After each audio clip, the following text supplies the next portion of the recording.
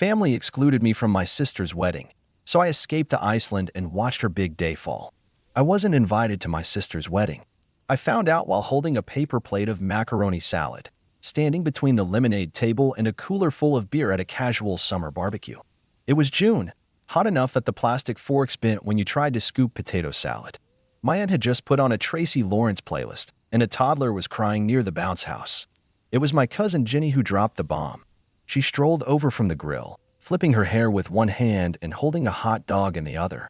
So, she said cheerfully, "Are you flying out for Maddie's big day, or just driving in?" I blinked, confused. "What big day?" Jenny laughed, assuming I was joking. "The wedding, silly.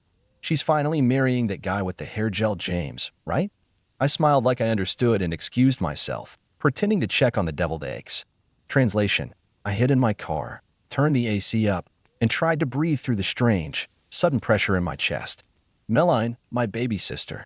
I helped raise her after our dad passed.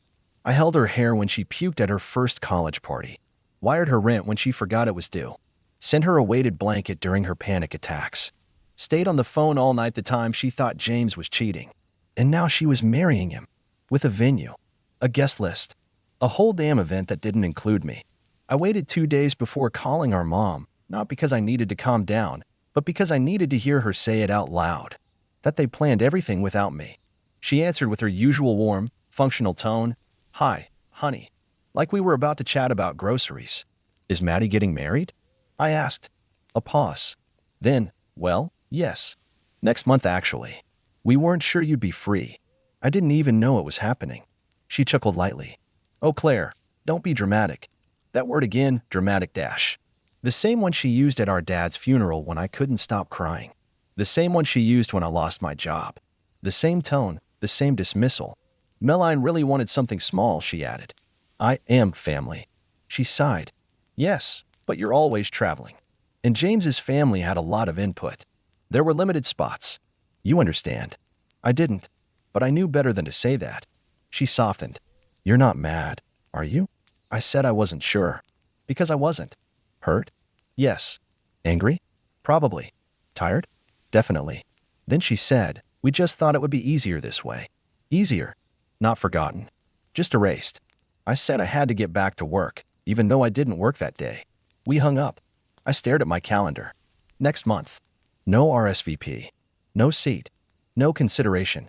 I didn't post about it. Didn't call my sister. Didn't rage. Instead, I bought a ticket to Iceland. I told no one, not my coworkers, not my closest friends, not even Julia, who knew my coffee order better than the barista. I just stopped answering. Left a sticky note on the fridge. Gone. Don't wait up. The flight from Boston to Reykjavik was quiet. I didn't read. Didn't watch a movie. Just stared at the flight map, a glowing white line stretching across the top of the world. By sunrise, I stood inside a hillside cabin carved into volcanic rock. The lake outside looked frozen, though it wasn't. Moss clung to everything. The air smelled faintly of sulfur. And for the first time in months, I could breathe. For 24 hours, I didn't check my phone. On the second day, I sat by a snow-covered bench near the lagoon. I stayed until my hands went numb. I took a photo, no caption, no filter, no smile. Just the truth. I posted it to my Instagram story. The view count ticked up. Meline. My mother. Cousin Jenny. No one messaged. That wasn't the point. The point was they saw me.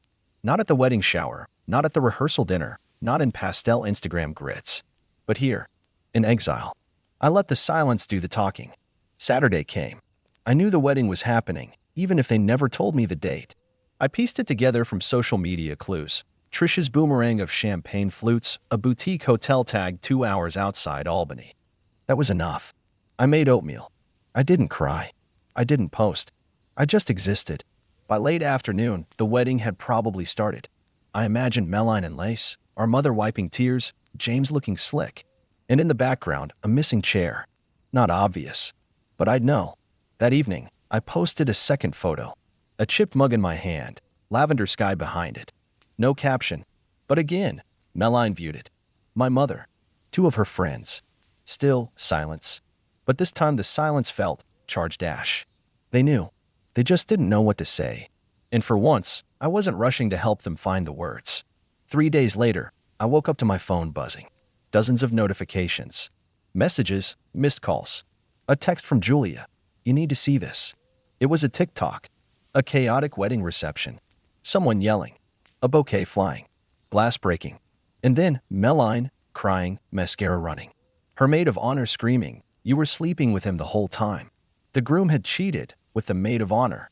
The wedding exploded. I watched it twice, then flipped my phone face down and stared at the ceiling. Calls poured in. "She's a mess. Please come home. We need you." Even our mother. 6 voicemails in 3 hours. Her voice breaking. Not apologizing. Just panicking. Rachel, the maid of honor, messaged me. "You probably would have stopped me." She was wrong.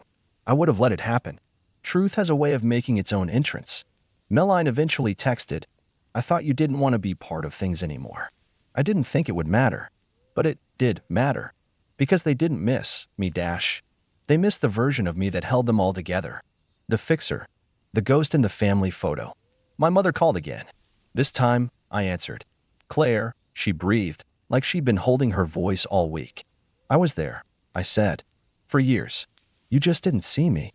Silence. Not defensive. Not hurried. Just real. "I'm sorry," she whispered. It didn't fix anything. But it was something. The first honest moment in a long time. "Are you coming home?" she asked. I looked out at the lake, the wool blanket on my legs, the light slowly shifting on the snow. "No," I said. "I think I finally am." We let the call in naturally. No goodbye. The next morning, I woke early, wrote a letter. "I hope you find peace. I hope you tell the truth. I hope next time, the invitation comes before the apology." Signed it, Claire. Dropped it in a red postbox near a bakery that smelled like cardamom and ash. That night, I posted one last photo. A wooden chair. Empty. Framed by snow. No caption. Just space. Let them wonder. Let them feel the absence. Because this time, I chose it.